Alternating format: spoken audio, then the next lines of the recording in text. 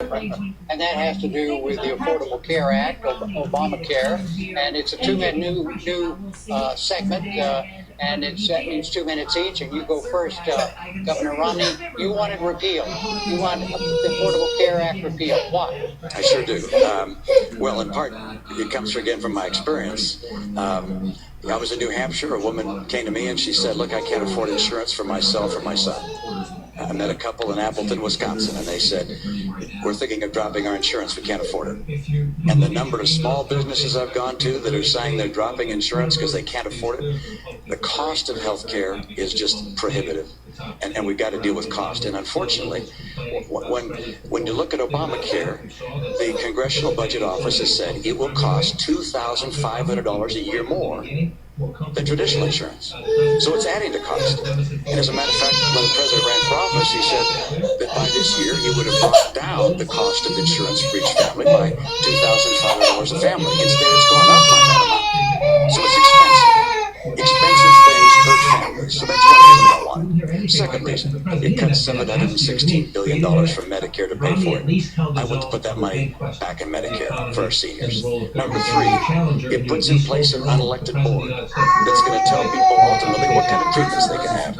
I don't like that idea. Fourth, there was a survey done of small businesses across the country. It said, "What's been the effect of Obamacare on your hiring plans?" And 3/4 of them said it makes us less likely to hire people. I just don't know how the president could come into office facing 23 million people out of work, rising unemployment, an economic crisis at the kitchen table, and spend his energy and passion for 2 years fighting for Obamacare instead of fighting for jobs for the American people.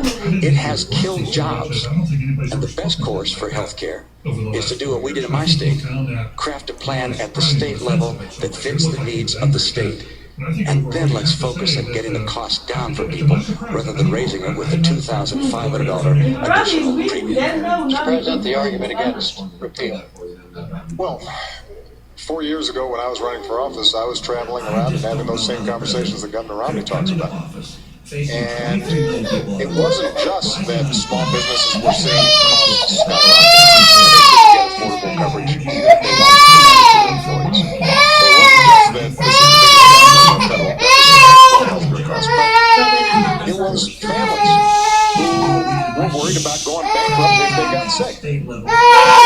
Across the country, pre-existing condition.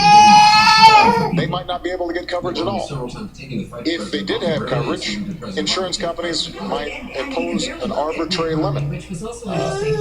And so as a consequence, they're paying their premiums. If somebody gets really sick, lo and behold, they don't have enough money to pay the bills because the insurance companies say that they fit the limit. So we did work on this alongside working on jobs because this is part of making sure that middle-class families are secure in this country. And let me tell you exactly what Obamacare did. Number one, if you've got health insurance, it doesn't mean a government takeover. You keep your own insurance, you keep your own doctor, but it does say insurance companies can't jerk you around. They can't impose arbitrary lifetime limits. They have to let you keep your kid on their insurance plan until you're 26 years old.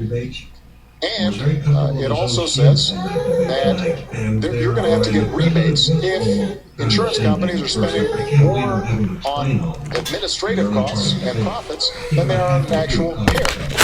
Number two, if you don't have health insurance, we're essentially setting up a group plan that allows you to benefit from group rates that are typically 18% lower than if you're out there trying to get insurance on the individual market. Now, the last point I'd make I had 5 seconds before you interrupted me. Was